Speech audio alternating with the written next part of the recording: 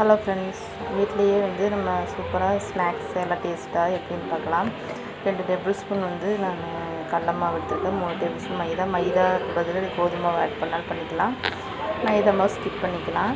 2 table spoon பச்சரிசி மாவு போட்டு நல்லா மிக்ஸ் பண்ணிவிட்டு ஒரு பிஞ்சு ஆப்ப சோடா போட்டுட்டு 1/4 டேபிள் ஸ்பூன் பெருங்காயத்தூள், 1/2 டேபிள் ஸ்பூன் மிளகாத்தூள், தேவையான அளவு உப்பு ஆட் பண்ணிக்கணும். 1/2 டேபிள் ஸ்பூன் ஜீரகம் போட்டுக்கணும். அப்புறம் ஒரு பெரிய வெங்காயம் நீளமாக கட் பண்ணிவிட்டு ஒரு பச்சை மிளகா குட்டியாக கட் பண்ணிவிட்டேன். கொஞ்சம் கருவேப்பிலை குட்டியாக கட் பண்ணிவிட்டு நல்லா தேவையான அளவு தண்ணி பார்த்து ஊற்றணும். ரொம்ப தண்ணி மாதிரி ஆனால் நல்லா இருக்காது, நல்லா வராது. இந்த மாதிரி மிக்ஸ் பண்ணிக்கணும்.